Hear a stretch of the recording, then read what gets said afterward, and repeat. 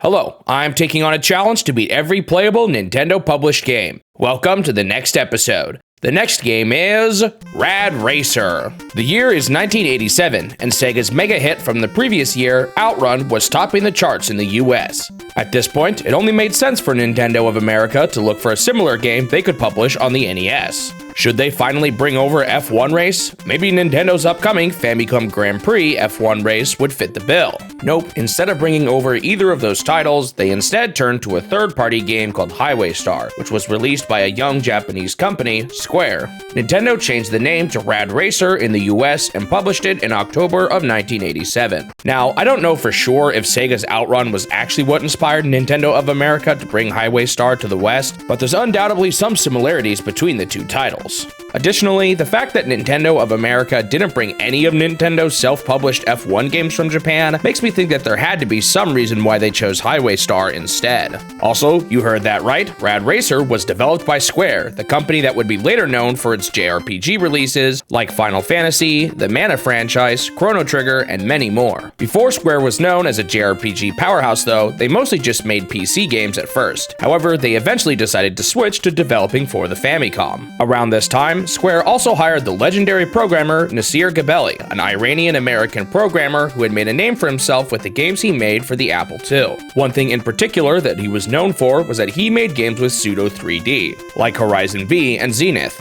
The people at Square were fans of Nasir and were eager to hire him, despite the fact that he knew no Japanese.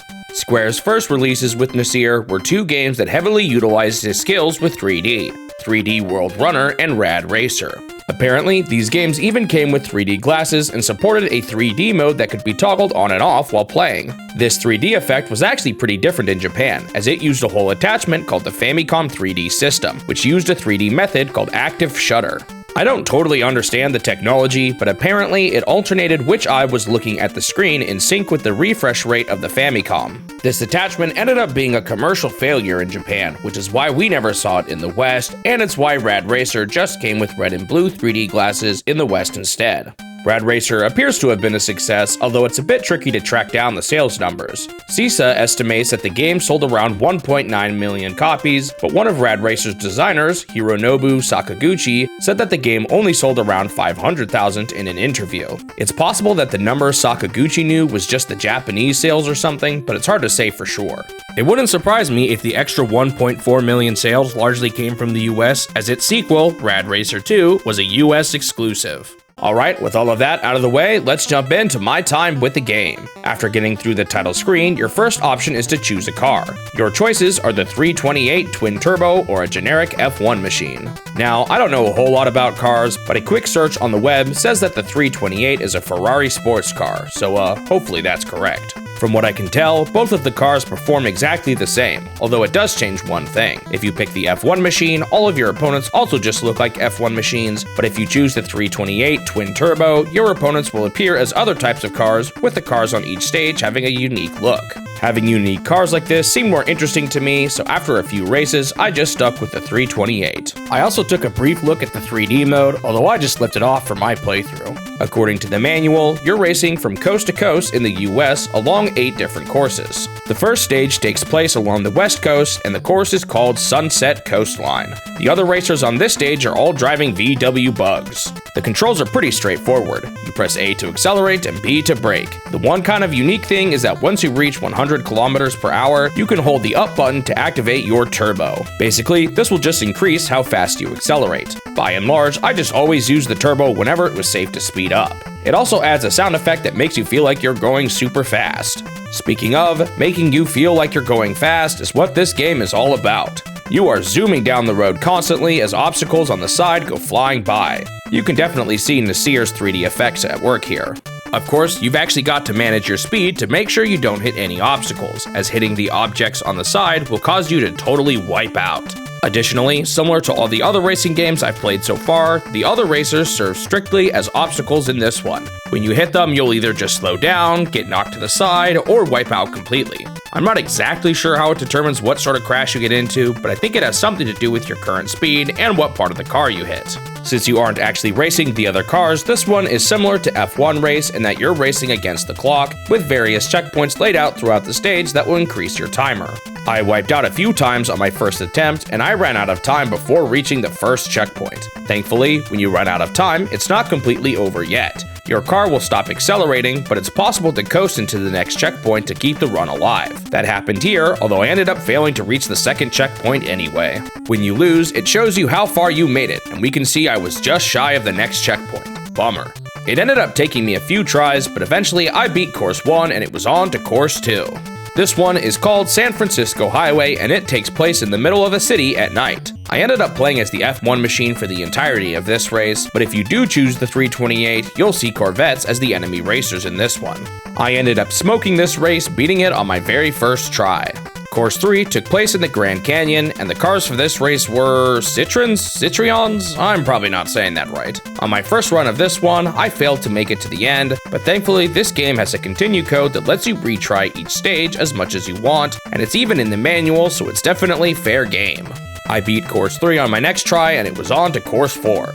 This one was called Ruins of Athens, and the enemies take the form of a Mercedes-Benz during this one. That's right, Mercedes-Benz shows up in this challenge well before their collaboration with Nintendo for Mario Kart 8. Hold on a second, Athens? I thought this was supposed to be in the US. Well, the manual just says, the course is space warped to Athens with its famous white temples. Kind of random. Man though, I really struggled on this one. I kept being just shy of the goal. During my final run, I had a few bad crashes, so I had already given up hope. However, somehow I just barely managed to coast my way into the finish line. I cut it so close I wasn't even sure I beat it at first. Stage 5 was called Los Angeles Nightway, and this one has you facing off against Lamborghinis. Okay, these stage orders definitely don't make any sense. I started somewhere along the West Coast, went through San Francisco, then the Grand Canyon, then I got teleported to Greece, and now I moved back west further to Los Angeles? I guess the warp must have sent me back further to the west or something.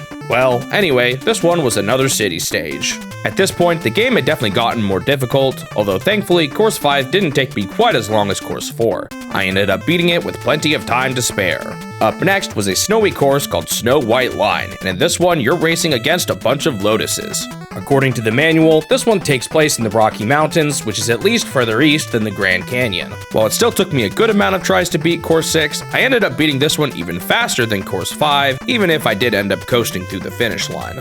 Course 7 was called Seaway in Typhoon, and you race against Porsches. Honestly, I'm not even entirely sure where this one is supposed to be, as the manual just boasts that this stage has changing weather conditions. Based on the name, maybe it's supposed to be along the Gulf Coast or something. Anyway, once again, I had a few painful losses here and there, but after enough attempts, I beat it with another coast into the finish line. Up next was the final stage, Course 8, and this one was called Last Seaside Running. This one has you racing off against a bunch of Testarossas, another type of Ferrari.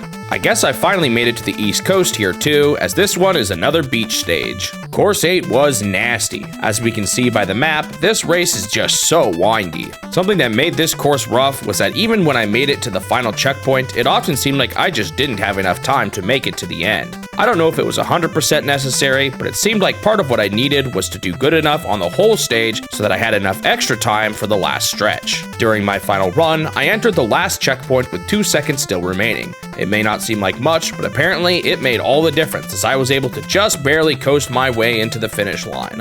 After beating Course 8, the game just loops you back to Course 1. There's no ending or anything. So with that, my time with Rad Racer was complete.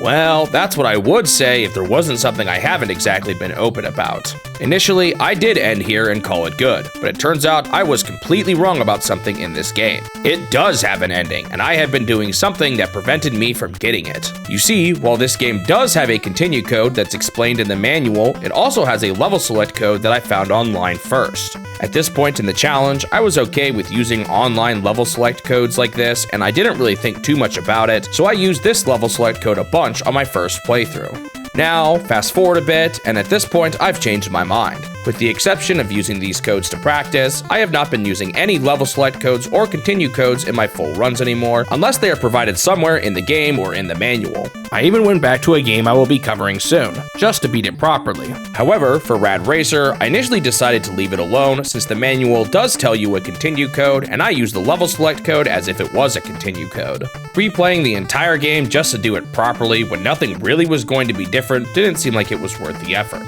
That is, until I found out that the game has an ending that I completely missed out on since I used the level select code. So, with my tail between my legs, I booted this one up again to play the whole thing all over again. Thankfully, the continue code provided by the manual does not skip the ending, so this was basically just going to be the same thing as before. Fast forward to 2 hours later, and I beat the game again. Overall, I did do better on this run, but that last stage was still really brutal.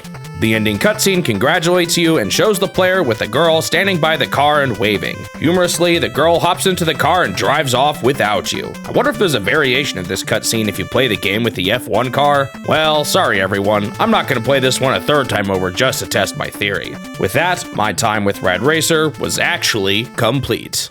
On to the review. I thought this one was a notable step up from F1 Race, Nintendo's own racing game released a few years prior exclusively in Japan.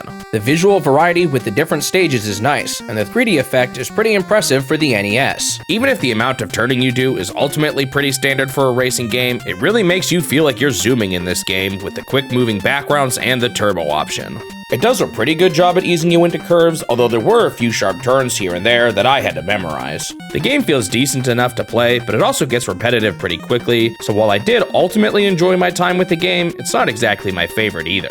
I gave the game a 6 out of 10. With Rad Racer complete, I have now finished 54 out of the 148 NES games in the challenge, meaning I am now 36.49% of the way through all of the NES games. Thanks for watching the video. If you want to see more of these in the future, make sure you subscribe to the channel so that you won't miss out on the next one. Also leave a like if you enjoyed it, since it will help the channel grow and motivate me to continue this series. I hope I will see you in the next step of my quest to beat every Nintendo game.